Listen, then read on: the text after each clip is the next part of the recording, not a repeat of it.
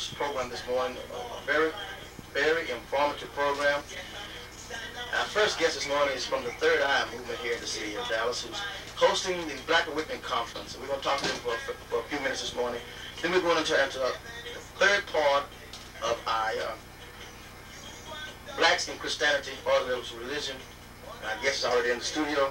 So we're going to prepare now to talk to our guest from the Third Eye movement.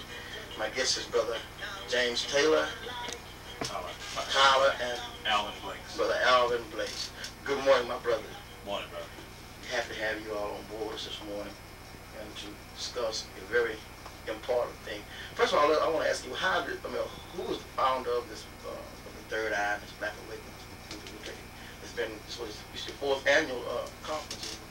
Yes, this is our fourth annual conference, Brother Amalakia. And our group was gotten together by a number of Dallas County residents, people who lived here in Dallas. Some were native Dallasites, some were people from outside of the state who had migrated here. But we all came together because we, in trying to move around Dallas, trying to become involved in various things that were going on here in the city, we kept running into each other.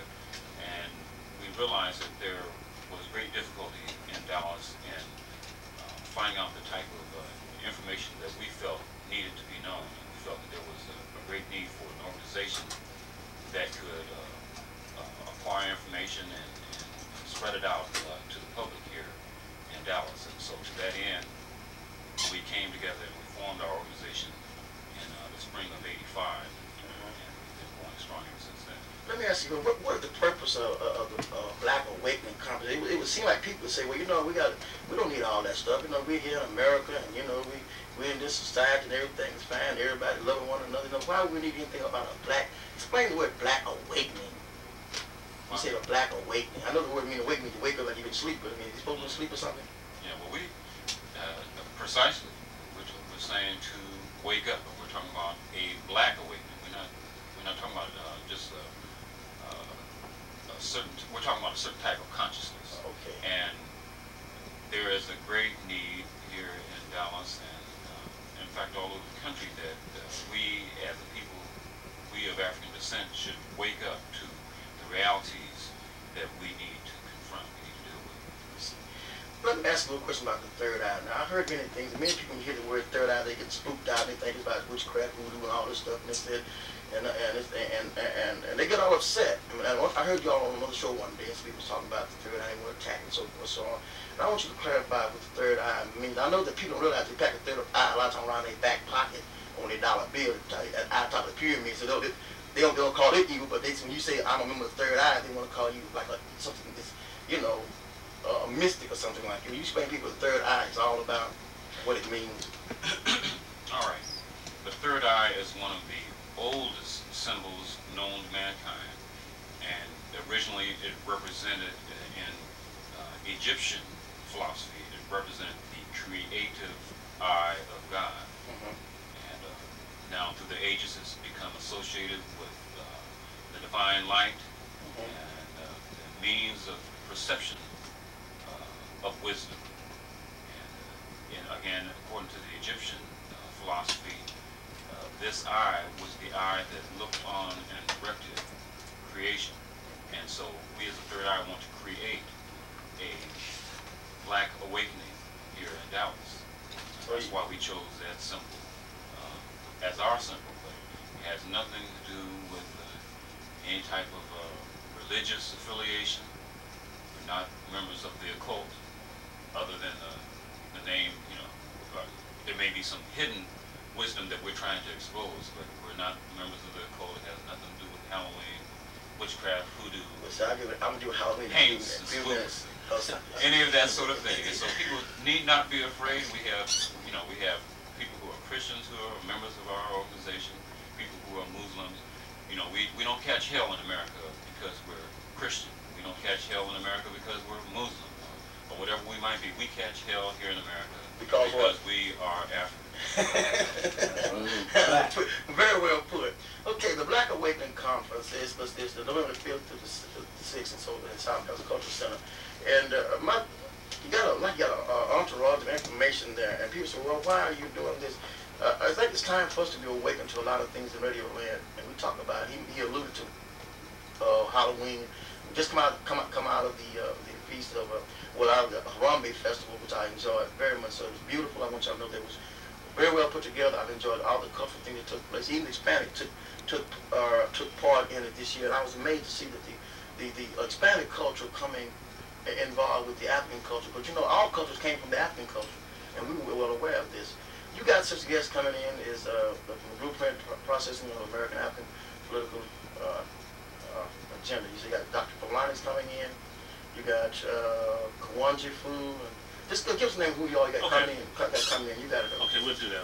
Let me tell you basically that in terms of the conference theme is progressive African American agenda, or blueprint for an African American agenda. So as we began to develop this conference, what we wanted to do was look at the different areas of life that black people participate in, which is really all areas, and try to pull together a diverse grouping of people who are experts in different areas, economics, politics, and on down the line, and invite people so we can talk in each one of these areas about developing the kind of agenda we're going to need to go forward in Dallas as well as across the country.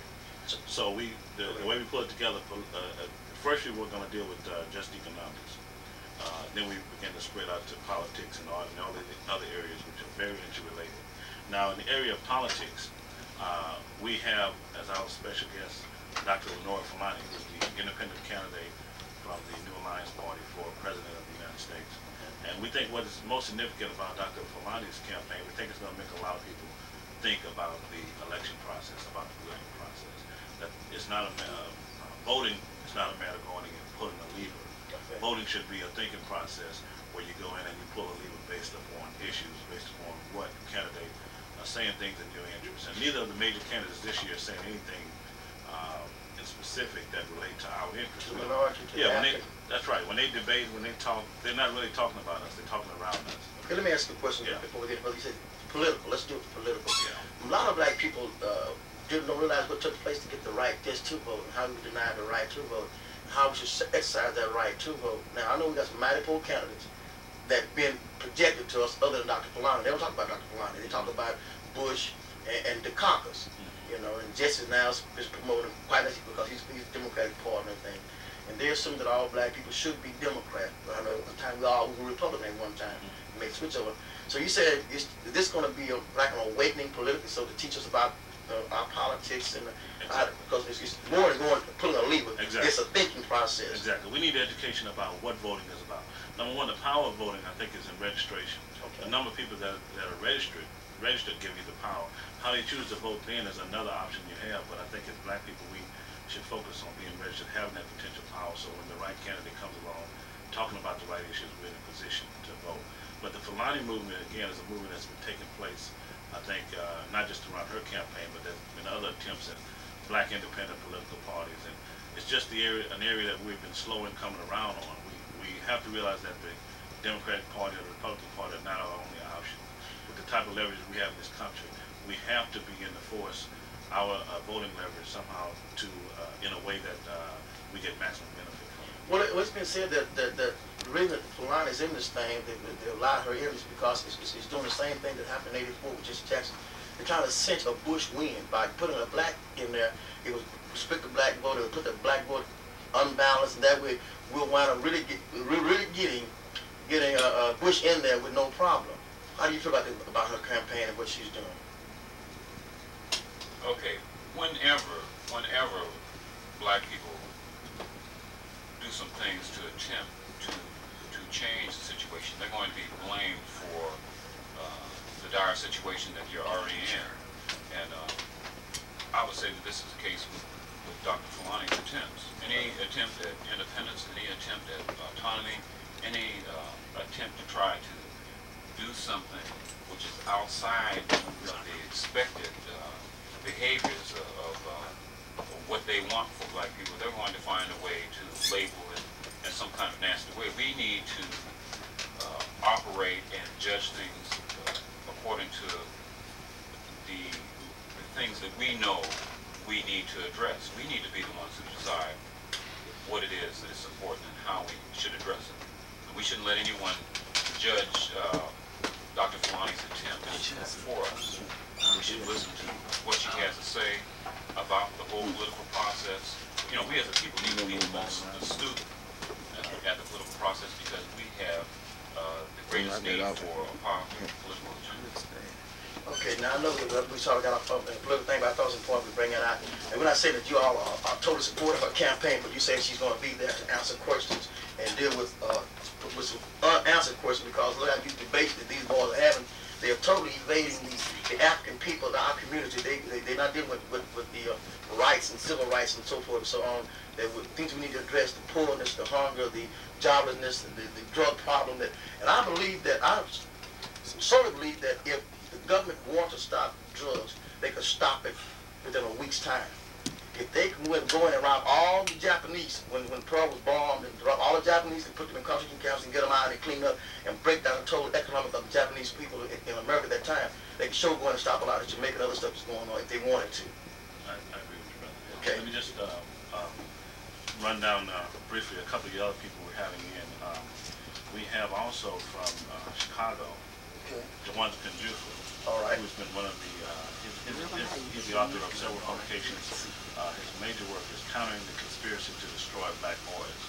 He deals with that. He deals with, his newest book is Peer Pressure Among Youth, and he's been in Dallas several times, and he'll be addressing the holistic African-American family.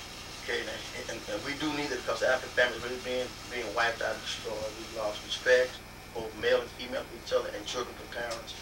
You know, and some people say, well, that's what we because the Bible talks about it, but is that so? Do we have to let things be just because people say a Bible says it's so? Good morning, Sister Nota Rose and Sister Gwen. They're here. Sister Nota Rose was doing a program one while. She's doing that, grassroots, along with Sister Jasmine Thomas. Happy to have her with us. She's been with the Third Eye. It's my sister, Sister Gwen. Amen. These are sisters of mine. I'm happy to see you all ladies this morning with us participating when we're talking about the Black Awakening. Why do we need a Black Awakening? And the brothers are doing a good job. What do y'all feel about this Black Awakening? Why do we need a Black Awakening? Miss y'all the teachers of our children, mother of our children. Well, good morning. My name is Denota Rose, and I'm really pleased for the brother to have us on this morning. Pleased to see my fellow Third Eye members here with us so early in the morning. You asked the question, why do we need a Black Awakening? When you say, why do we need a Black Awakening? Because it's obvious that even though we live and we breathe and we go and make a living, there's certain things that we're not paying attention to. There's certain things we're not being fed. I mean, we all get plenty of food, and with some of us that's more obvious than others.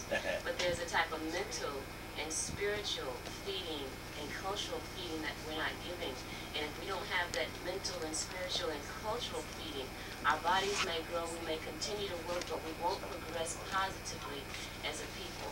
And that's where I see the benefit of the Third Eye comes in, because it concentrates on an area other than your food, your clothing, your shelter, even though these areas are important. That spiritual area is just as important. Okay, just give us a little brief rundown on what your format's going to look like for that day. You know, it seems like a 2-day power pack affair, you know. Okay, I'm having trouble getting through it because there's so much. I understand, man. It's loaded. On Saturday, okay, first of all, we have from Dallas, Willie Middlebrook, speaking on economics. Secondly, will be Vi Blyton. Now, Vi Blyton is from Fort Worth. He's presently living in Fort Worth. He is the grandson of the great Pan-Africanist Edward Wilmot Blyton, who will be speaking on the legacy of his father. Wilmot Blyton is really the first great Pan-African thinker. He came from St. Thomas in the Virgin Islands. He tried to get in back in 1847, tried to enroll in school in the United States. They wouldn't let him in because of his color. He went to Liberia and became a great statesman for Africa in Liberia. So we're going to learn about the legacy of Blyton on Saturday. The third speaker on Saturday will be Cecily Counts. She's a good friend of mine from Washington, D.C. She's the political director of Trans-Africa.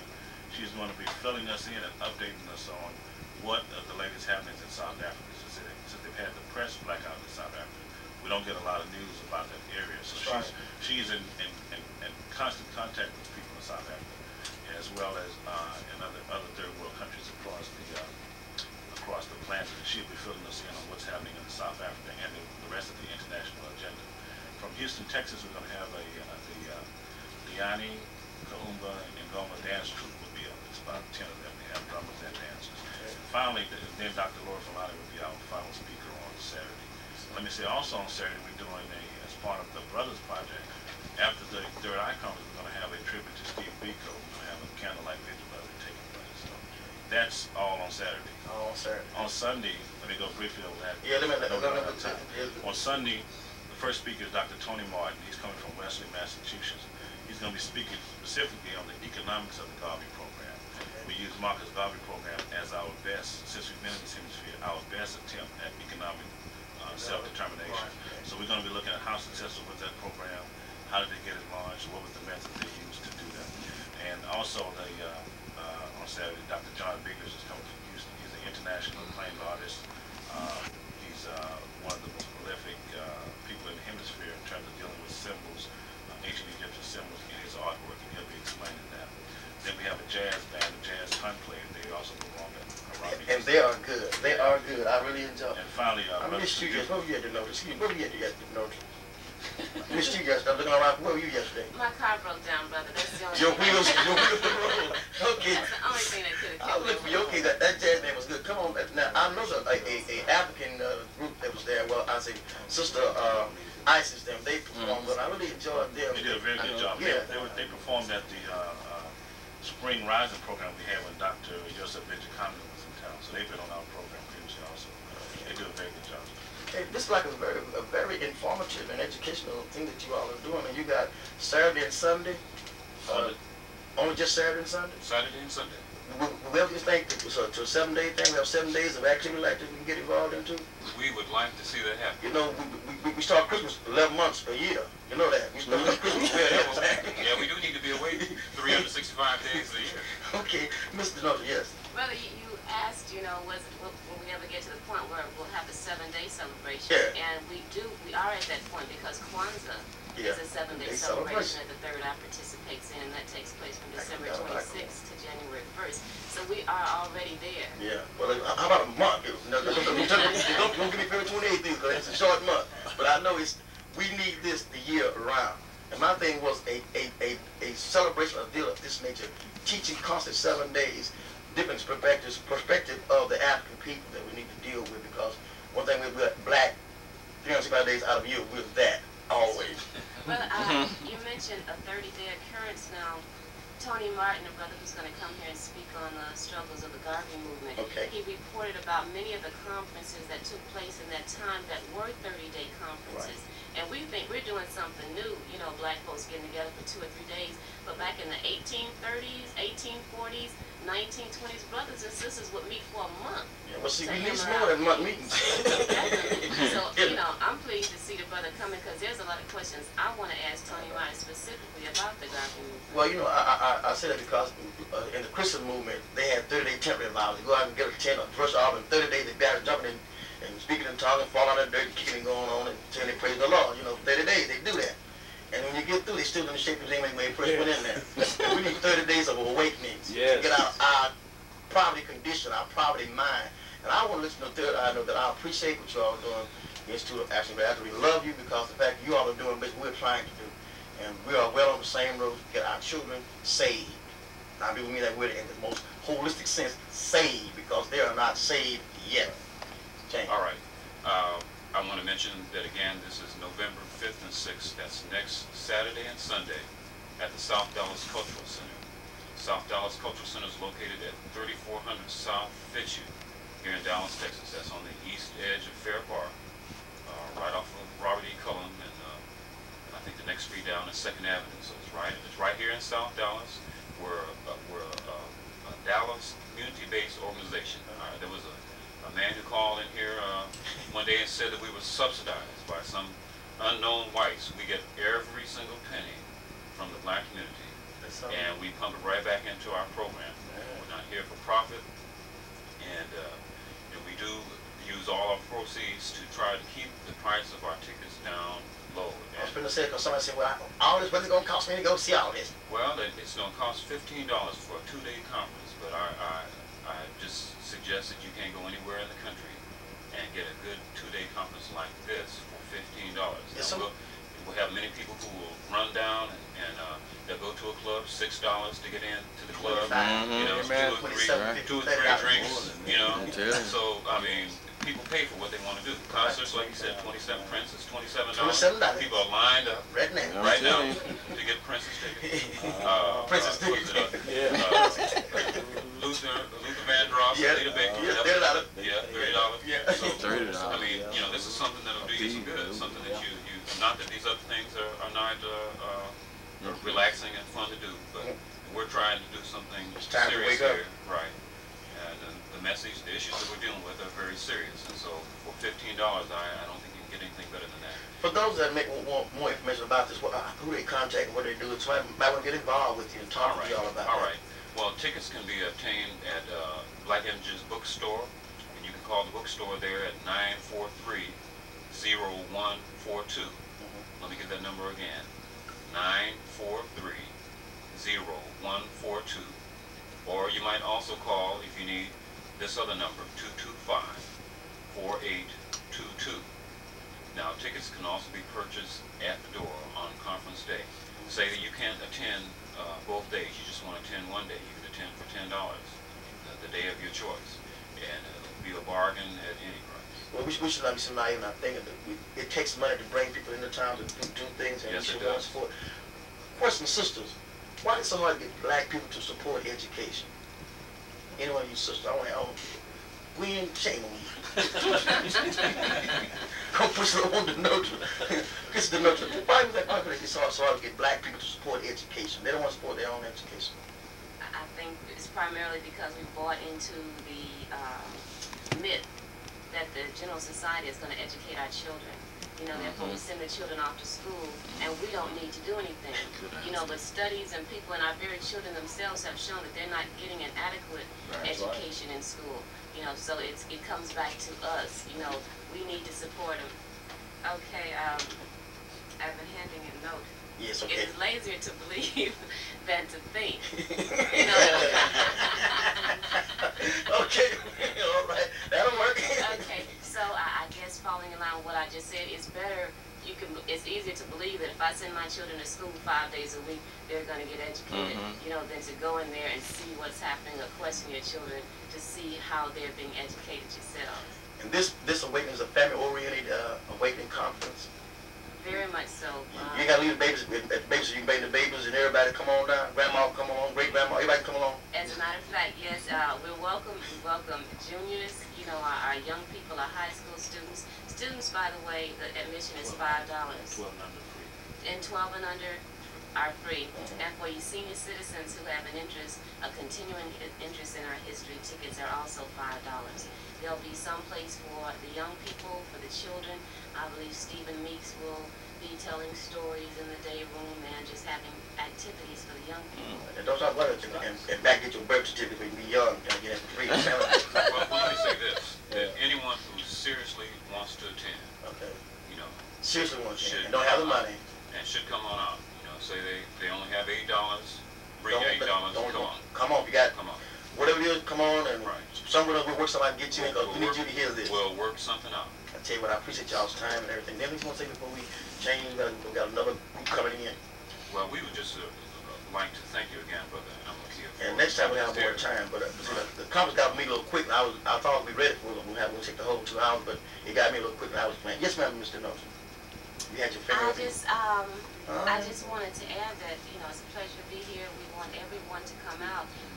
During both days, we have a representative from a religious order, a religion come to open it. As you know, you opened our conference last year, you know, and really got us off to a great start. And this year, Saturday, our opening will be done by Reverend Howard Davis, a young man I've been enjoying here on the show for the past 2 or 3 weeks. You know. Now, y'all, you know that they say I don't believe in God, and I'm not religious, so that don't count when I came, they say. Gwen.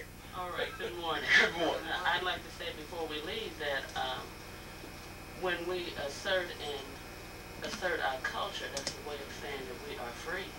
And we have been brainwashed here, and we're the only people who say, I ain't got nothing to do with Africa.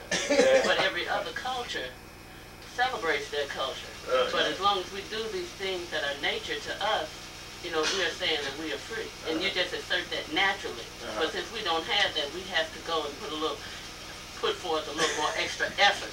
You know, it's just not natural. It also comes with the fact that it's just not education that we don't support here.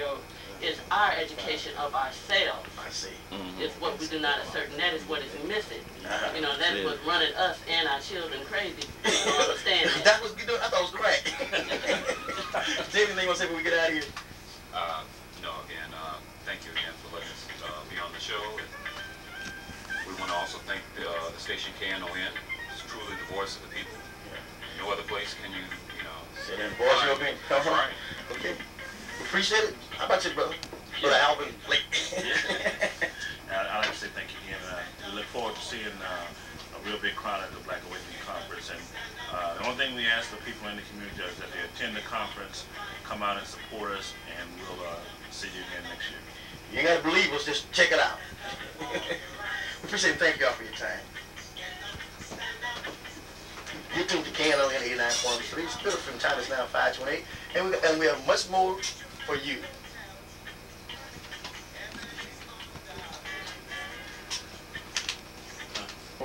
This song is a special song that goes out to Charlotte Renee, who's the daughter of Lois Gilder, my friend at T.I., who's getting married, you all. She's going to say how I do, how I do, and how I will. That's going to be on the 5th of November. So, to you, Charlotte, you and John, Spirit lives. Good morning to the Bertha Hornbeat. I know you listening this morning. I know y'all off the job. You're in now and you're wide awake. School time, y'all. Class now preparing to get in session. The instructors are here. They got their books, their pamphlets. They're ready to talk to you. Yes, sir.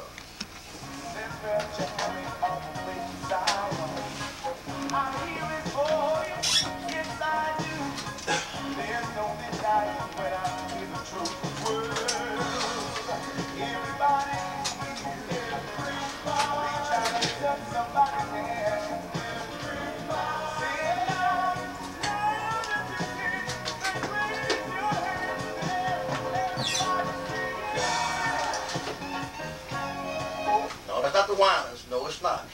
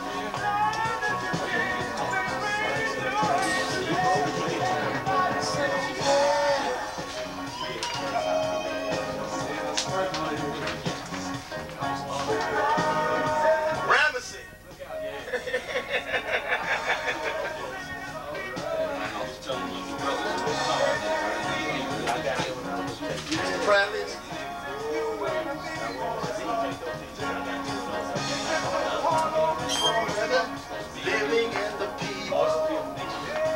Spirit lives, y'all. What? Spirit of freedom, it lives. Come on and join in with us. They bring it to town next year in '89, and we need to talk about them. Well, not now, but because they don't try to make it like a white boy. When they bring it. Ramsey? Yeah, Ramsey, yeah, and he was not a white man. That was that's his husband. To all my friends from the Third Eye Movement, the Spirit lives.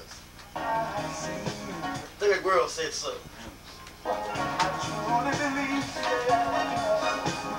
Don't forget, let's get out there next weekend, 4th, 5th.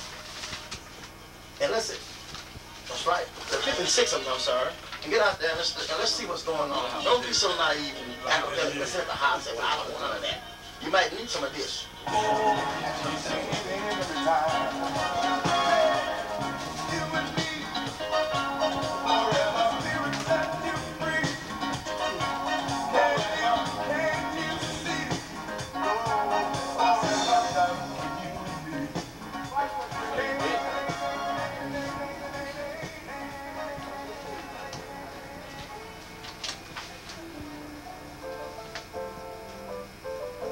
my new students this morning. Good morning to you. We got some new students that's listening in. And we were with them yesterday for about 4 hours, and we had a beautiful in-home study. So good morning to you all.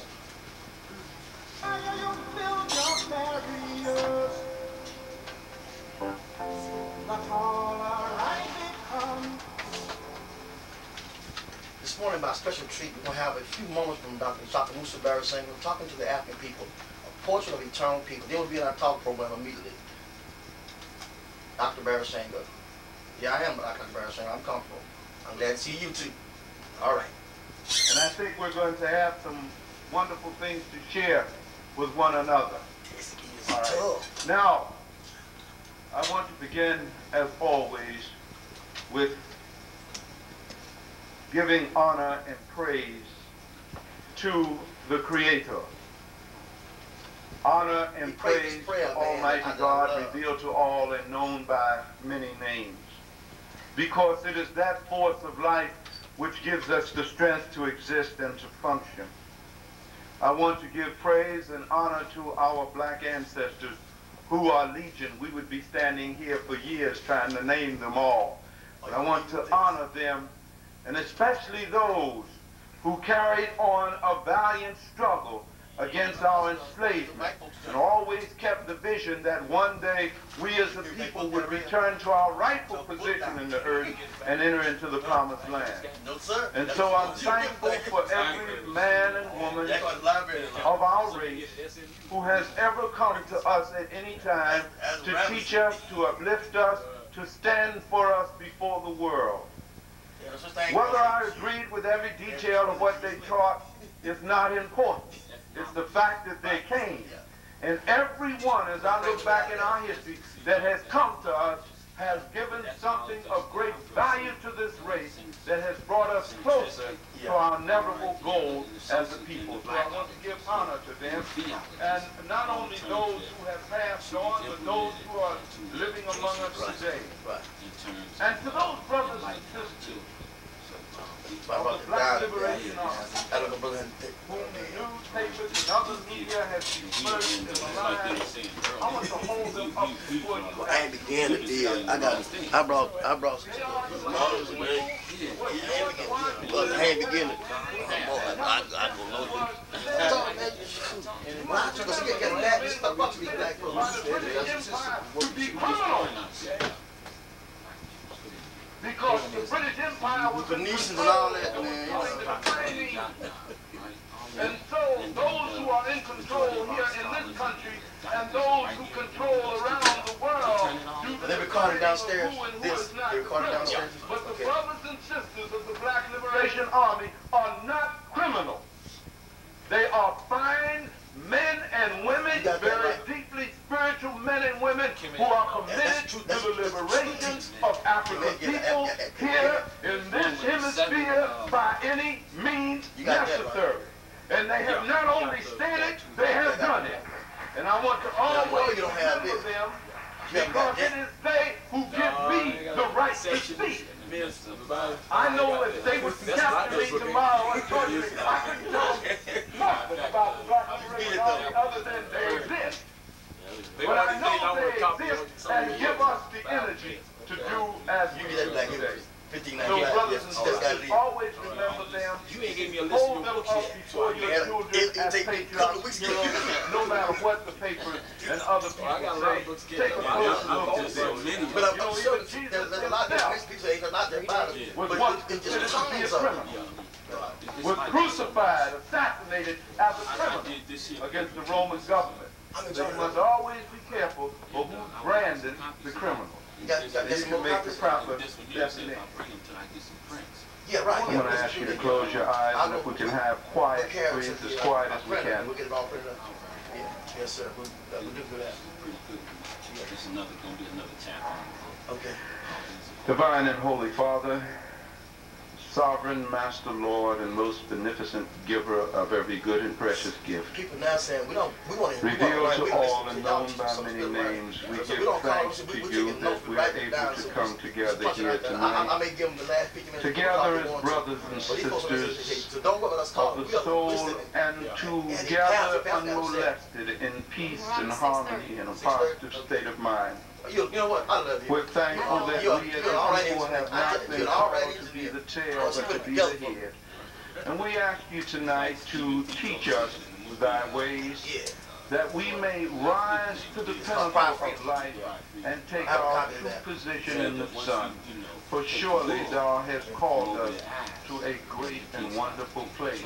Even while is it ordained of the black man to rise up out of our present condition and to create a better world and a better condition than man has yet known.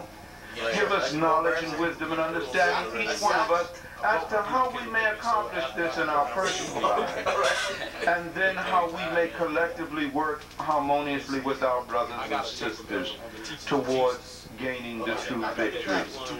Oh Lord, these and all other blessings we ask.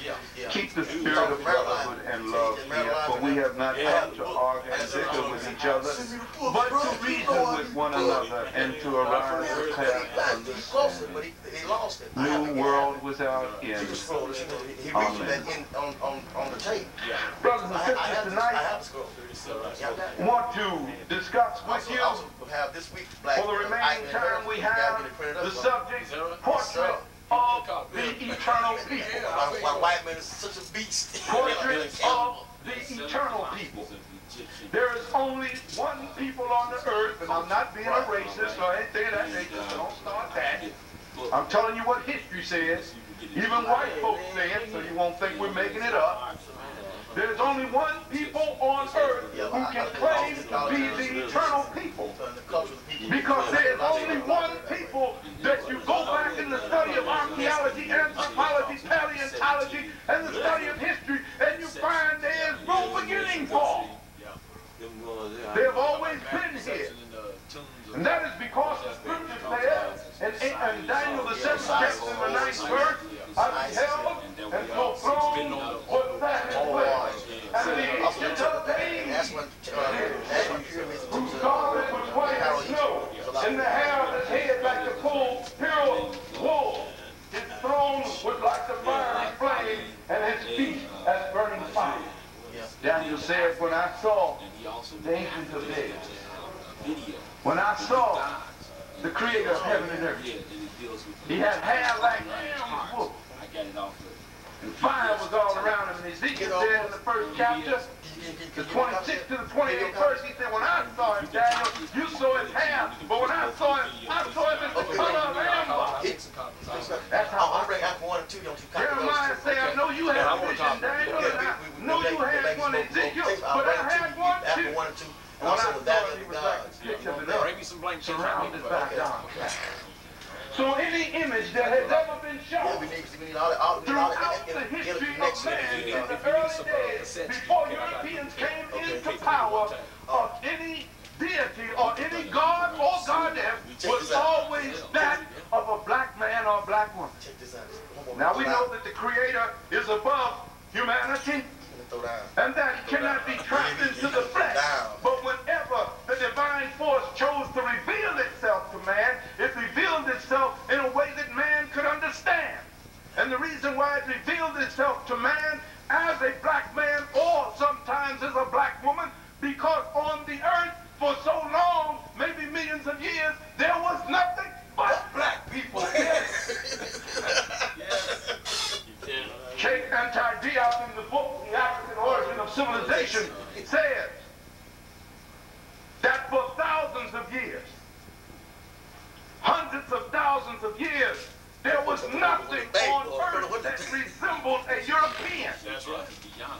The only time we run into any creature that began to give some indication of a progenitor for the Europeans is the Neanderthal man during the Ice Age, the 4th glacial period. After the 4th Ice Age, which took place in Europe, North America, part revolution. And I think we lived in the tropics. And he says that even white scholars have gone on to say that. L.S.B. Leakey, one of the outstanding scholars in the field of anthropology and paleontology, an Englishman, was ostracized by the National Geographic Society because he put a hole in the theory that the original man started in Germany or in Asia or in China. He said, no. What we have found so far dates back to the carbon-14 test, 1.8 million years, and we find him in the heartland of Africa, in the Overfed Gorge of Tanzania. That's what we find.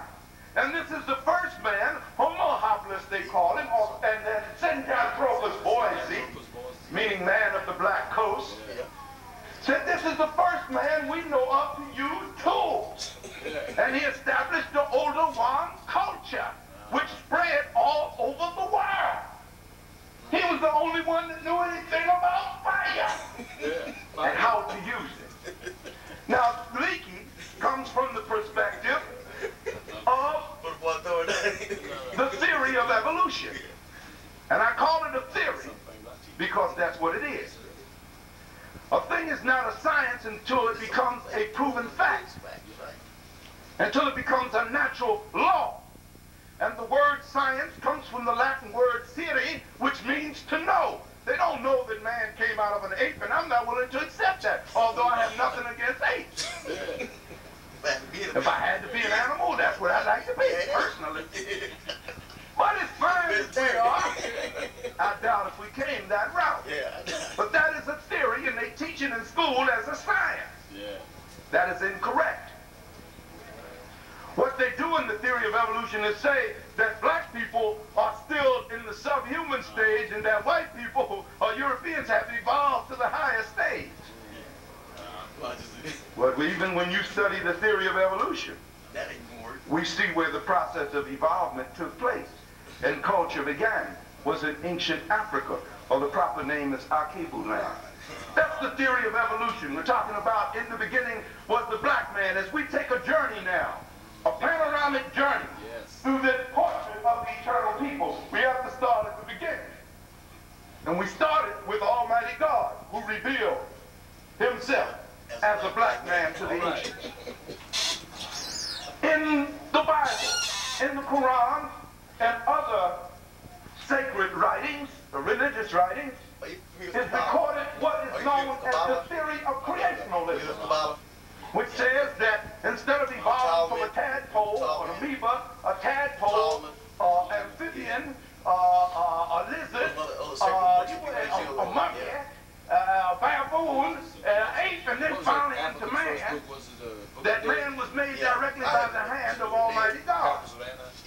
But even though I personally believe that, it is still a theory because it is not something that we can prove without a doubt. Also come by day and by night. That's a fact. But I never argue belief. You know by now, those who have been around. I never argue belief. That's personal. I don't mess with that. That's sacred. But even the theory of creationalism, as recorded in the Genesis record of the Bible, gives the name of the first man as Adam. And that word, Adam, as written in the Bible, which has been translated so many different times, when you go back to the original language, the Akkadian language that the word came out of, we find that word to be Adumah. And what does it mean? Child of black clay is what it means. Why, of course, the only earth there is which could make up a man is the black earth. It is the only earth that has all of the chemical elements which make up the human body. Potassium, magnesium, and well, all the other things that go into the human. There's so many minerals in the body. It comes out of the dark earth. You don't find it in sand. You do not find it in red clay. You have to go to the good old black earth, and any farmer will tell you that the best yielding earth is the black earth. Now that's a fact of life and a fact of science. reads, therefore, let me read something to you now, a document, as recorded in my book, God, the Bible, and the Black Man's Destiny. Are you all right? Because I feel like studying tonight. How about you? All right. We may do a little preaching, but we're going to do some studying tonight. And you can't throw it out as a preacher. And I'm going to read on page 24, and I'm quoting from one of my favorite scholars, you know, Joel A. Rogers. Nice people. And we read, as was said, both science and the Bible agree. They what? Yeah, I'm not going to just talk to you. You're going to talk to me tonight. On a common origin for mankind. They also agree by inference that man originated in the tropics. Yes. In the where? In the tropics. That is an environment where food and shelter were most easily attainable. In the tropics. When you come up in ice and snow and sleep, nothing grows much in the winter. You know that. You have to dig potatoes, roots, or get you some raw meat. Consequently, the European lifespan was not over 22, even in the days of the Roman Empire. It was not until the Ethiopian culture and the Punic culture of Phoenicia, which I'll be talking about, was spread, and the Moorish culture brought into Europe, that anyone could live beyond 50 years old in Europe. Why, they owe you their very lives. We'll talk about that some more. Moreover, Rogers says, tropical man is never white. He is most often black or dark brown with flat nose, frizzly or woolly hair, and protruding jaws. That's what tropical man is, indigenous tropical man. So the original man could not have possibly have been the European. Because for millions of years, this earth was tropical. Before they had an ice age, the first inhabitants on it were tropical people. When Leakey came forth with his evidence, and he went to Lake Latole in, where was that, in Kenya, and he found some remains that gave an indication of 3.5 million years ago of the existence of man on Earth, still putting his beginnings in Africa if you go by the theory of evolution. They said, Leakey, we're going to have to put this on the shelf. He said, but this is what I have found. Reverend Dr. Shakamusa Barasanga, Portrait of Eternal People. We want to stop it there because we got to get into our talk program. Thank you, Dr. Barasanga. We've been discussing for the past 2 weekends the origin and evolution of religion, blacks and Christianity, how it came to be. We're talking about God, the God concept, how did the black God become white? What happened to our culture? What happened to our beliefs? What has this to do with me today, one would ask? Your history affects your future as well as your present. I was confronted the other day, said, Brother Amalakia, all this stuff sounds good that you be talking about. He said, and I'm very elated, I'm very enthusiastic, I'm really caught up in what you're talking about. But I have a question. How in the Sam Thunder can what you talking about answering time help me today with these problems? I'm still hungry and I do. Well, my brother, my sister, to answer your question, if I teach you your past and teach you that you are not a disease carrier, that you're not the projectors of crime, and you're not criminal about nature, but it is forced upon you, you were put into a pig's condition, a swine's condition, and made to live like that. But that is not your true nature. If I can get you to see that you are truly a royal blood, that you are higher culture, you are higher consciousness, you are a higher form of life, you begin to improve into of life itself, then maybe you'll take a better look at your condition and you will strive to do better for yourself. If all you know is bad about yourself and no good, you'll always be bad. If you tell a child from cradle as he grow up, you're a bad child, that child will grow up being first of all, a bad child, because your prophecy you will bring to pass. You say you're hard and you ain't no good, you're stupid, you're ignorant, he'll come just like you, he'll give you what you ask for. So we've been taught through the ages that we were nothing. It was called niggers, and defined by the 1943 edition of the Webster Dictionary. We would be called, he was lazy, he was Another word they had down for niggas, I'm not going to use it. Anyway, use all those things. You was a bomb. Yeah. You was a disease carrier. You had no culture, you had no beginning but that of a slave. So you had nothing to white folks, you wouldn't be nothing. And we were taught that. You was made to believe it because when they put you in slavery, which is a condition, and I want you to know that the first slaves were not black people, they were Europeans. The first slaves in America were not white, they were white. They were not black, they were white people. And as far back as 1612, 1611, that's where they stopped Negroes from buying white slaves. In Virginia, the law was passed. No more can you buy white slaves. Right. All right. That's documented white history. They don't tell you about it. Right. Why do I teach my people they're black? Because we have to realize if we don't know, if without a foundation, you have nothing to build on. Right. And your history is your foundation. To forget your past is going to be a travesty on your future. Why do we deal with the Bible? Because the Bible has been used as a tool to enslave your mind. James M. Jones said in the book Stolen Legacy, he says, even though physical slavery is ended in America today, mental slavery lives on. Because a person that is mentally enslaved will self-contain himself and will not even attempt to try to change or to rearrange the thing that holds him enslaved. But he will defend those things with his very dying breath.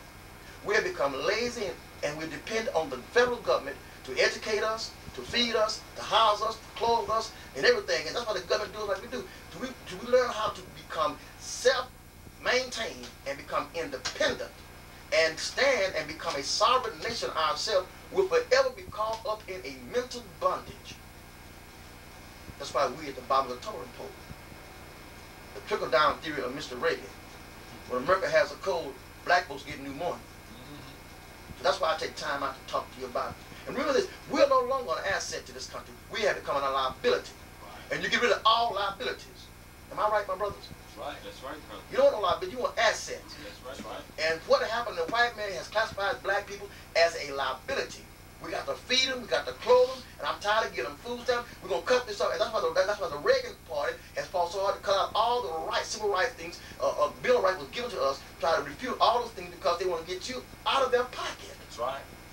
When will you ever wake up and realize that you are a royal people and take your stand and be God's people? You heard Dr. Barry saying that. It takes a black man to save this world. That's right. We're going to talk now. Time to rock you, King, and I'm in. Be back in just one moment. The Spirit lives on. My guest one is Reverend Harvard T. Davis, Brother Walter Cross. And we talked just a few minutes. We're talking about black men and Christianity here in America. And we'll do a little linguistics this morning. For some of y'all ain't studying no linguistics.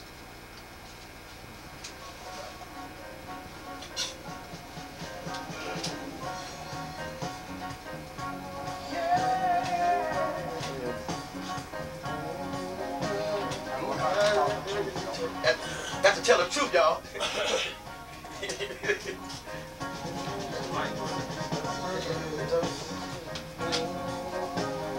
living the people. Never die. Never die. Come on, like Amalakia. Bye, how we doing, my brother?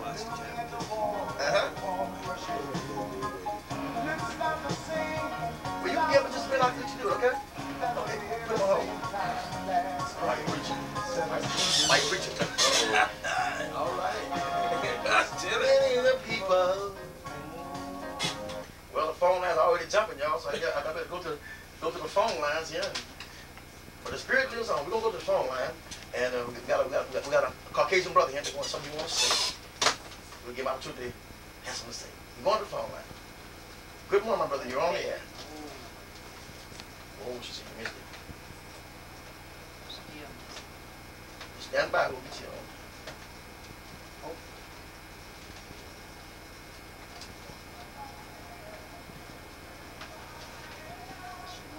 Check the connection.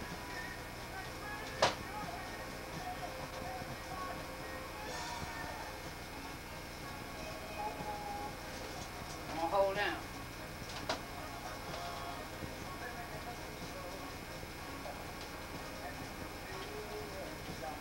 Got a bad phone today. Right.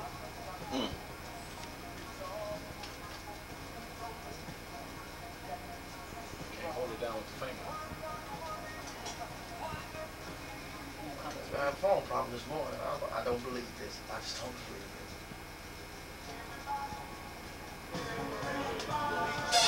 Let's see. That button ain't holding down. I'm holding down.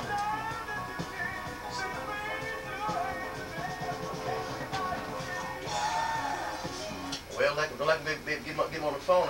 Our own air button ain't seem to be working this morning. I don't know what happened. I broke the phone. I can't leave and come back. Anything stay the same. Well, the devil's a lie. Anyway, we're gonna move on anyway. The devil is only negative energy, y'all. I'm not some dude in a red suit with a pocket tail. I ain't talking about stuff like that. The devil can be sharp, clean, and good looking. But the devil's a devil. That's negative energy. That's negative against positive. That's what it is. It's corrupt knowledge. It's evil knowledge. It's anything that adverts to go against that which is right and just. We thank you. All right. Now what we're about to do is take your questions. Secretary will take your questions. She may write it down and she'll give it to us, and we will address your question. We'll do it that way. See, we can't see if the phone line will work. All right. Reverend Davis, good morning. Good morning. All right. Brother Walker, good morning. Good morning, brother. All praise to God. I know that's right. The Almighty Creator. Once I respect the rights of each man to believe what you want to believe. Right. When you believe, make sure what you believe is true. You check it out. Don't believe it's anything trying to hand you. Right. I know that's right. I want to say good morning to the Reverend Kenneth Willis and family, pastor of House of Israel Church Assembly. Also, I want to say good morning to all the members of the Word Revival Church, Reverend Davis Church. Also to the new members of the Temple of Emoja. That's right, this new church coming to town, be here in a few days. They're already getting together, getting organized. Temple of Emoja, which means Temple of Unity. Yes. It's going to be located in Oak Cliff area. That's right, it's coming real soon. So, and guess who's going to be the pastor? You betcha. You guessed it. That's right. I will be the instructor. Well, glory. All right. So everything getting set up. All right. We want to say good morning to all of you out there in your land. And we're here. I'm not trying to attack your religion or your beliefs. All I want you to do is use your common sense. Brother Davis, we have discovered it, and if I'm wrong, I want y'all to correct me. Is it possible in our religious mode we got, and we deified a man that did not want to be deified, but only trying to do a good deed? I'm talking about, we call him Jesus. Now, I read in the Bible, and someone may want to get this and read it, check out Matthew 24 and 4 and 5. It has a statement there that really puzzles me. Now, understand the English language. Now, I want you to know I'm not attacking. It's in the book. When you study the English language, it makes you wonder something. I also have you in Radio Land. Let me slow down. Sister Mac, all of you out there, God bless you. Kathy, at post office, I know you're having a hard time working with all this going on. Old thing, Lord bless your heart. We fail to, and Brother Walker, you correct me if I'm wrong. We read, but we don't define the words which we're reading. We don't go back and break the words down there, all of these words, how they came to be, what each letter means something in a word. Right. Is that correct or am I wrong? That's right. It's right. It's correct. That is absolutely correct. The A. In fact, Go ahead. W.R.T. Du Bois wrote for the black culture a dictionary that defined for black people how to see the world. Okay. We might need to get up that dictionary because we need our own dictionary. Right. Now, we know that the letter A, that the letter A itself had a beginning. Is that correct? It wasn't just something popped up in Africa. Right. It had a beginning. Right. And that beginning had a meaning. That's Okay. right. I'm going to read a quote here, and I want you brother to hear what I'm going to say, and I want y'all to give me your interpretation of what you hear. 24th chapter of St. Matthew, the Bible called St. Matthew, it said, and Jesus said unto them, take heed that no man deceive you. For many shall come in my name, saying, I am Christ, and shall deceive many. How would you define that particular statement? Well, I define it as the religion that we have today. But first, I'd like to say I'm glad to be here this morning and happy to be on your show again. And I like to say, Jesus said, many will come in my name saying, I am Christ. And I would interpret that this way, that the religion that we have now is a false religion that has been forced upon us by a wicked and an evil slave master. Now, I like to, if could, right quick, read a little quote from God, the Black Man, and Truth. And on the 24th page, it said, what I term the great religious conspiracy is one of the most profound undertaking of the European Gentiles. They have deceived the whole world and caused it to honor and worship false gods and idols, while at the same time they give an impression of intelligence and culture wherein no one can believe that they are pagans still honoring a false god of their fathers. No race of people have so negatively altered the laws, seasons, and purposes of God's creation as have the European Gentiles. Yet they are not seen as criminals as they continuously violate the everlasting ordinance of God Almighty. And we know that we have been cast into a conspiracy of religion and kept us bound and kept us, you know, disunity. And we're against each other. And we believe that the white man, Jesus, that he set up and that he's going to be the Savior. But how can a white man save the black people in the condition we're in? How can he save us? I believe Jesus was a black man. He had to be black. Okay, but the word says, and say I am. Now the word I am is first person singular. Look at the word I am, but I, me. I'm the Christ. Right. And deceive many. You get my point? I am.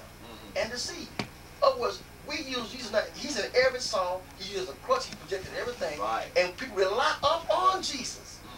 When he himself taught you, the kingdom of God is within you. Rely upon the inner spirit. Right. The spirit of God lives in the book of Ezekiel. He says, my spirit dwells within man. Right. See? And I think that a lot of times we get this Jesus thing so caught up in Jesus gonna come and get me. If you read in St. John, oh yes indeed, school's in session. All right. You read in St. John, and many of you read it many times, the 14th chapter, but we don't look at the words. Okay. Brother, just to analyze Matthew 24. Okay. Black about speaking, saying I am, and Jesus, and many would come and imitate me. First of all, we have to define who wrote the book. Right. And then we have to analyze in the perception of who wrote the book in terms of who is telling the story. Right. So when we say I am, and many would come and imitate me, and they would not be true, then who are they saying? Blacks would come and imitate, since it was a European that wrote the book. It said blacks are coming and going to imitate them, and they're not going to be true, so therefore we can't use this theology. What basically are they saying? They're not. I say, so what I'm saying is that we have to begin to interpret for ourselves a philosophy and a theory and a theology that is operatively ours, because we can be lost in the midst of all of this confusion that is being given to us. Yes. Okay. So we need our own theology. Now let me give you what I receive out of that particular passage. Now I've been accused of being antichrist. No, I'm not anti-Christ. I'm anti-Jesus. Yeah. Because I get here from understanding the English definition of the word I am. First person, he's saying you're gonna say that I am the Christ and deceive people by me, using me to deceive people. Right. I'm not the one. I'm only a teacher of righteousness. I'm not what you call the Christ. Because Christ is the wisdom and not the power of God. I'm not that. I'm only a son according to the scripture. The Bible says, for as many are led by the Spirit of God. Yes. That makes you too. Anybody that's led by the Spirit of God, they are sons of God. Right. So he can make that disclaimer and be right. Yes, people gonna look to me to be the Messiah. I'm not the one. Right. I'm not the one. See, the Messiah lives within each individual. The knowledge of God delivers you daily. A Messiah is a deliverer. That's right. And the word of God delivers you daily. You can't really look to a carcass, a dead carcass, to do your delivery. And my question was this: why is that God needs a blood sacrifice to remnant sin? I mean, why would God, when he said thou shalt not kill, why do I have to up of animals and bloods of men to give man, when all you gotta do is get a man's mind? Because sin is a spiritual thing, it's a word thing, it's a knowledge thing. Balance. It's in balance. So I just give him proper education to what he's dealing with, and you give it a sin. Because ignorance is sin. You know, and I think that we have deified this son and made a crutch out of this name Jesus, so that we become apathetic and lazy, because we looking for Jesus to come feed us, come clothe us, come save us, and carry us to heaven. When it's not all about that. If he taught the kingdom is at hand. He taught know God for yourself. Or he told in St. Luke, the 20th chapter, 17th chapter, book of St. Luke, verse 20-21. He said the kingdom of God is with what? Within you. That's right. Not within me. He taught you that don't, if you have a seed, a faith of seed, if you have much faith of grain of seed of mustard seed, you speak, not me. Right. He told them, tell no man that I am the Christ, the leopards. Right. Don't tell nobody I'm it. That's right. He kept denying it. That's right. He said, well, he wanted to be made known. Why not? If he was fighting that time, so-called being a bastard son, according to people, he said, now you say God's your father. We know your dad. Yeah. and he was trying to prove that I'm the Son of God, why would he not say, yeah, I'm the Son of God, and never at one point project a negative image that I'm not? He told him many times, I'm not, I ain't the one. He said, you say I am, didn't he? He said, you say I am. He did say that. He didn't say that I am. And he always made specific notes, Yeah. not to worship him, Yeah. that he was not the one. But yet we are caught up in Jesus. That's right. All right. And that is... And the white man gave us a white one that we bow down to. That's right. And I'm going to let you talk. Doing John Hawkins on the slave ship, Sweet Jesus. Yeah. That was the name of the ship that brought the slaves to America, people. It was called Sweet Jesus. Yeah. And we sang the song, Sweet Jesus. Yeah. Still away to Jesus. We're still singing that song, and that song hasn't provided us with the necessities that we need, and That's that is right. the proper education of our culture. As long as we hollering Jesus and we're not saying what the Messiah really was, or what his name really was, and we're not really worshiping God. Or the doctrine that was being taught. The doctrine that was being taught, once we neglect the doctrine and we go into the individual, then we're selling ourselves short. And until we continue to develop either a doctrine of our own or deliver the doctrine that has been taught, then we're going to be following in the mud. Okay, in St. John 14, chapter verse 1, 2, and 3, and I'm going to get back to note this, it says, let not your heart be troubled. You believe in God, believe also in me. In my Father's house are many mansions. If it was not so, I would have told you. I go to prepare a place for you. Note the next verse.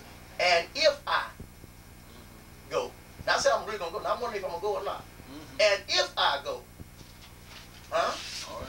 look at it. Prepare a place for you. I will come again and receive you unto myself, that where I am, there ye may be also. He said, I'm not going no help. I'm not going out to stratosphere. Now, according to the record, you see, he's going to come back to the Mount of Olives, according to the Acts. Right. The Mount of Olives is not out in the stratosphere. It's in the ancient land. Overseas, we call the Holy Land. Yeah. The Mount of Olives. Not America. He's going back to the Holy Land. Right. So what you going to do here in America? All right. Holy Land is really Africa. Yeah, that's the Holy Land. Right. Now, he never set foot over here, according to the teaching. But he set foot over there. And he's going back over there. Yeah. We in trouble over here if that be the case.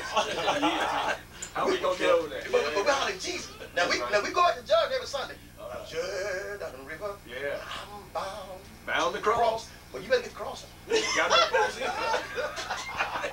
I got news. I don't think People, we got to wake up.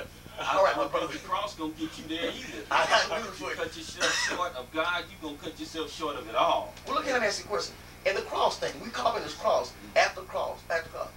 That was an atrocious travesty. That was the worst crime. That man was hung, he was stabbed, he bled. It was a bloody mess that day. I guess if they electrocuted, if they would have electrocuted, we've been wearing electric around our necks today. Electrocution hats and Or if they get hit, we'd be wearing axes around our necks. chairs, we have axes, everything that they say that. Now we wear ropes daily. We have stuff daily. Yeah, right.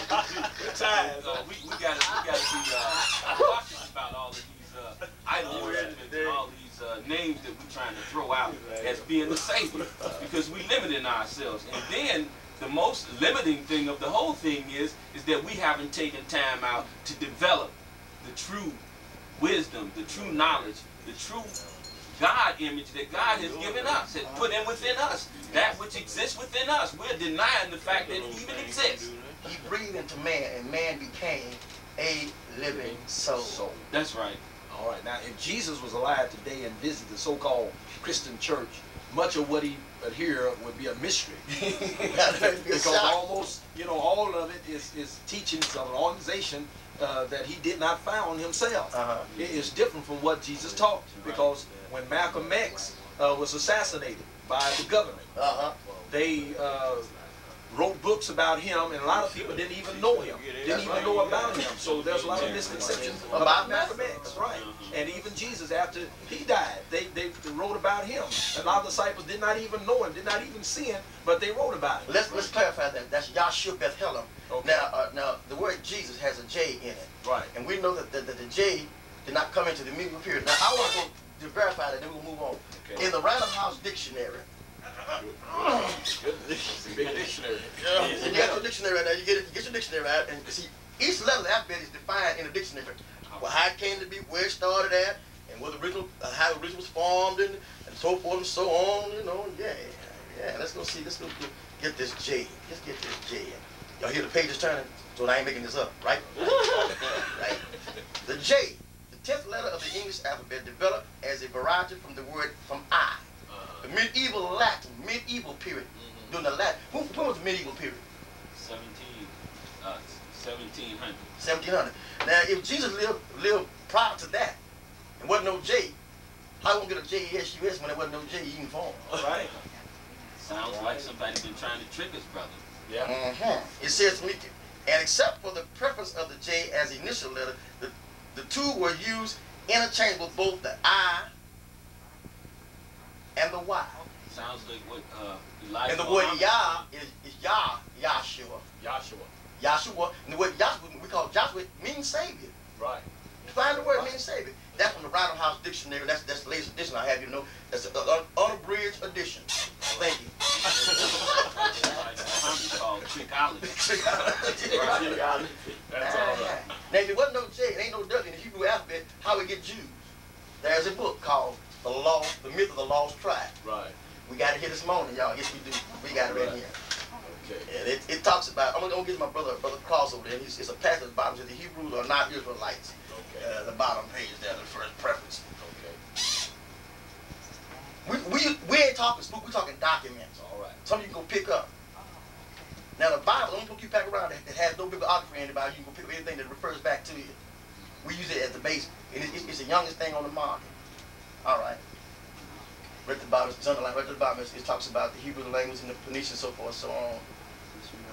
Yeah, this Hebrews are not the Israelites. not here. Yeah, start first. Right here.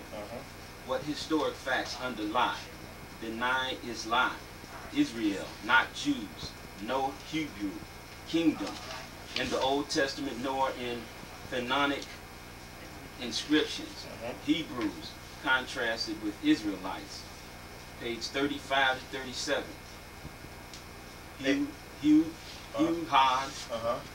Hebrews includes all pre-Israelite peoples of Palestine. Page 49. Okay, that's enough right there. That was it was called Hebrew Israelites, or Israelites. I mean Hebrews. They were Israelites. Okay. Now you made a statement a while ago about Gentiles. We were taught by white Europeans from their Bible, Book of Ephesians, that anybody that wasn't a Jew was a Gentile, and we had no God. We was dogs. Yeah. We was alienated from the Commonwealth of Israel, and that was a big lie because the African people have always had a God. We always had a belief in the Creator. Right. But we was a progenitor. We the one that where it all came from. That's right. But they taught us in the New Testament that you gotta have this in order for y'all to be saved. Because see, without us, y'all can't be saved. It's the other way around. Yeah. Without us, y'all can't be saved. Yeah, I'm wondering what we gonna be saved from.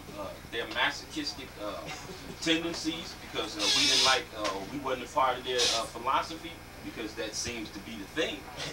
But according to the Egyptians, 2,000 years before Muhammad and 1400 centuries before Christ, the Africans introduced into the world monotheism. Right. And out of the many contributions Africa has made to what man believes, this is one of the least acknowledged. So what we have to do is we have to begin to look at our culture and develop our culture. A black awakening? A black awakening. That's what we need. In the program we had this morning, the third eye, we need 3 eyes. Probably 4, and that would really get us behind. Because we are so far behind in terms of our culture, we need a science of our culture, and we need that science to be given to everybody in the culture from day one, the first birth, and molded into that individual so that individual can begin to see himself as equal. Hold your thought right there. Barry Shango made that statement in the tape. He says, white people teach their children from the cradle that you are a superior race, that everybody must respect you, and they force this thing upon them. What do we teach our children? We teach our children second-hand religion, second-hand philosophy, second-hand theory, and then when they go out into the world and folks say, look at that second-hand person, then they wonder why their child is not accepted right. We must begin to teach a philosophy that is ours before we can become equal and eliminate second-class citizenship, second-class philosophies, and second-class theories. Well, why we call first-class theory is your theory. Okay, why we call second class? I believe because he give you the diameter of your knowledge, prescribes the circumferences of your activities. That's precisely it, brother. Right. I hear you. So whatever goes in, that's what's gonna come out. Right. So that what keeps us kind of attained to be first class, because we're so close to being first. Right. But we never, but actually we're on the tail end. Right. But it makes believe we're second class, you're a second class citizen. Right. So we want to be first class, so we strive to emulate the first class. Everybody wants to be what? Number one. Well, That's you know, I come to the point now that I don't call myself a citizen of the United States. I'm not American. We need to realize that we're not Americans. Right. And we've been crippled, we've been enslaved with Christianity. Well, that name was stolen too from us. You know that, don't you? Yes. According to the Black History of America by Michael Bradley, it was the Mariners. The word "mer," Right. American. The word "Mariner," well, they were the first ones to come here and to settle this country. But was African people. Right. And but everything that we do, the Caucasian people steal and exploit everything we do. Now, I like to read something right quick from the book of God, the Black Man, and Truth. It's from a Roller International Dictionary, defining black. Everything connected with black, the black color, no matter whether it was race, religion, or culture, was labeled base, backwards, and uncivilized. We're black, you know, black and the darkest possible color of hue, like the suit of coal, absorbing all the light and capable of reflecting it. Because, you know, like the black hole in the universe, it's a mystery. Gets all light. You know, no light can escape from black. And we know black was here first. I know that's right. And white, you can't get black out of white, but you get white out of black. I understand. Well, that's strange. Have you ever seen the white coal? No. No white coal. So white is recessive and black is dominant. So you can get the recessive from the dominant, but you can't get the dominant from the recessive. So I'm gonna move my child. I gotta move my down. That's racist. Oh, that's not racist. That's true. Well, you and we back up in the corner with it. You call it what you want to. Now remember this: when you walk out the door today, you're gonna be black. All right. Okay, you said the Europeans have set up their pagan religions and gods and so forth. Now, what I understand, now you Christians out there. Now, no, I'm not a Christian. I will admit, I'm not a Christian. I'm more Christian than you, because I'm brown. The word Christian means black. I'm brown. All right. Okay. There's nothing sacred about that from the knowledge standpoint. That's wisdom. But if you understand the word Christian, where it comes from, you know what you're talking about. And if white folks, would they go to the mark and they change their religious belief and change the name with something else? They would. They would utterly change the name if they really search it out. But because he used Pauline and teaching so long, and Paul was their apostle to the Gentile, which was white folks. Come on. Yes. He's what he was. He was apostle to the Gentile. He called them heathens. Yeah. He went to them in Arabia. You too. According to your Bible. Yeah. Come on. Your Bible said he went. He didn't go to Jerusalem. Sure did. When he got so-called got converted and the eye was open, he didn't go to Jerusalem. He went to meet to Arabia. Yeah. Stayed there 3 years to teach them heathens. Yes. In the church of Corinth. Come on. Yeah. See, so now you say what you want to. Well, did Jesus tell him to go to the lost sheep of the house of Israel? Yeah. All right. Sure did. Yeah, you know, but see, but he never studied on any apostles or Jesus. The book says so. He said, I never studied in Jerusalem. I only went there for 15. I met Peter for 15 days, and that was it. Right. But Peter oftentimes called him on the carpet. Peter called him a liar and a traitor. Yeah. People say, well, Peter said that Paul's writing is only for the astute. No, well, people say Paul is a liar. Yeah. And Paul himself said in Romans chapter 3, verse 7, 8, and 9, said, with my lies, I promoted the gospel. All right. That's right, sure it did. Check your book. God don't need nobody to lie. Lie for him. Sure don't either. Paul was trying to distort that what people had built and make himself, because he was ostracized, being a runt and being an outcast, trying to build him also to be something great. Yes, and he is, because right now your Bible has more writing on Paul than any other apostle. And that was 11 more other than Paul. And Paul was one out of due season. He wrote Sounds 13 like books. commercialism to me. Yeah, I know that's right. Exploitation. What about St. Thomas, St. Barnabas, and all the other guys that was there? Was there. That was there. There with Paul, there with Jesus, there with whom? There with Peter. They were there. There with Yahshua Beth-Helem. Are they But you don't claiming hear they them. got proof, or they just is a claim? You know, everybody see it be a myth but Paul. All right. You know, Everybody else was the myth but Paul. But Paul. Oh, I see. All right. He must be the legitimacy to the European philosophy. He is a legit. All right. So then that's the reason why he's been. And a white man gave us his interpretation of our books. All right. I like to say this now. The Third Eye is doing a great job here in Dallas, and I appreciate and I'm honored for them asking me to open up the conference this year. And I'm proud of my race now since I found out the truth, because we're a race that's been deceived. And I like to read another chapter here. Hold on a minute, just hold your point. Okay. My secretary is rubbing her head is hurting, and she's jumping in the corner and saying, these folks. Let's see what she has to say. That's some questions though that's been sent across the line. Let's we can get the phone line to work. Let's see what the public is saying. Well, I have more comments than questions. Okay. The Reverend called back. He quoted from something that a black man had written and said, we have to quit talking about what the white man is doing to us and start doing for ourselves. Unquote. He says there was another quote, and he couldn't remember exactly who this was from, but he said, we must hang together or we will all hang one by one. Who's doing the hanging? And he said, he wasn't sure who got the rope? Who was there, but he is hanging with you. Just not stand beside me. I won't hang nowhere. Stand beside me. Just don't be hanging. And from the book of Black, Brown, and Tan. Okay.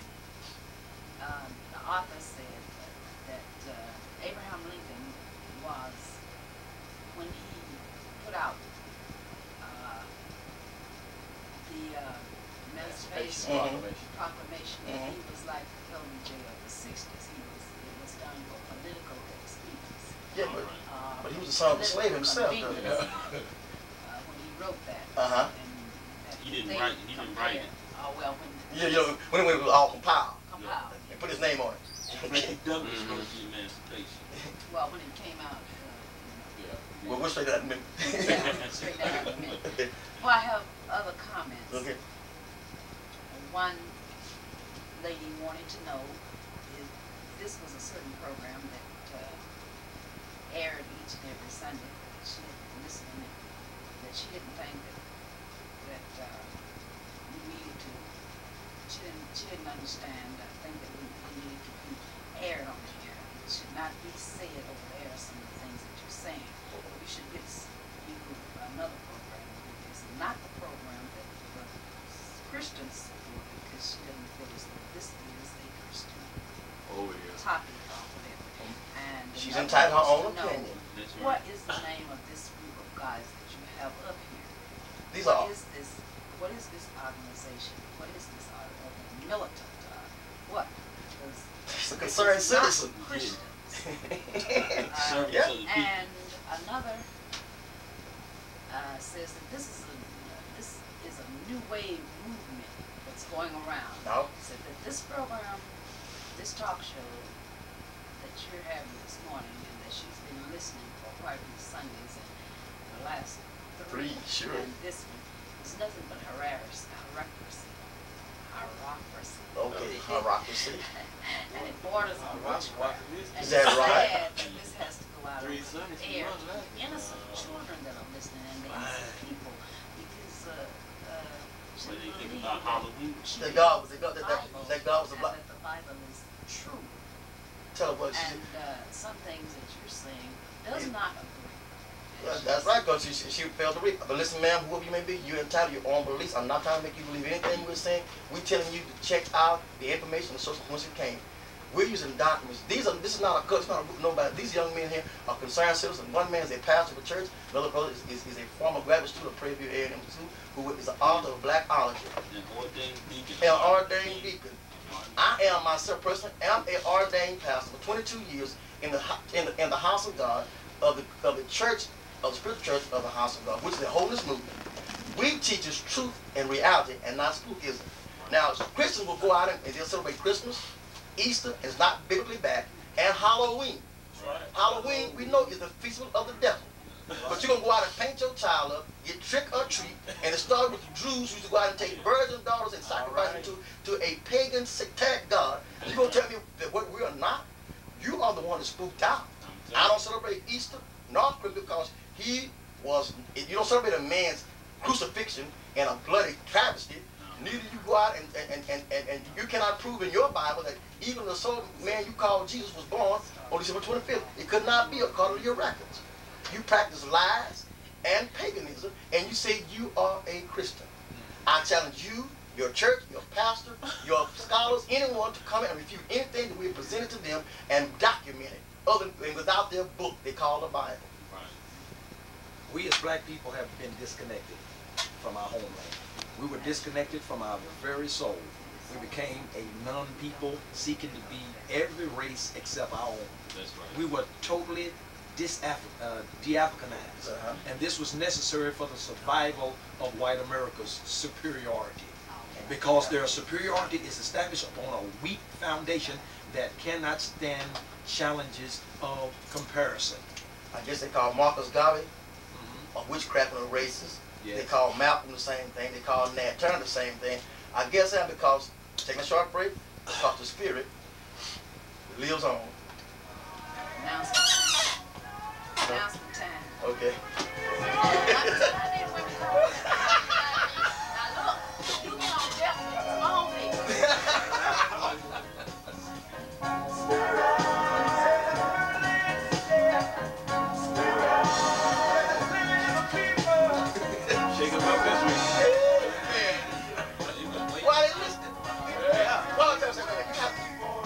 Your own radio. All you do is move it out. That's all. Yeah, you get what this is. But the thing that got you interested, okay, the thing that got you interested, and you won't listen to this because you know we're saying it's actual truth. Like and if I can't get you mad, you won't check it. That's right. Good morning. Hello.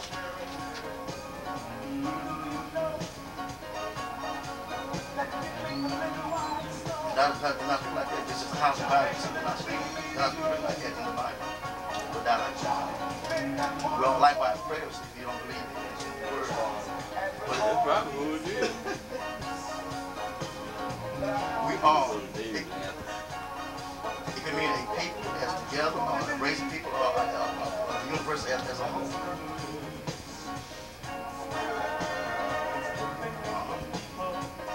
But see, we're all together. We've already died. Because in fact, everybody denies it.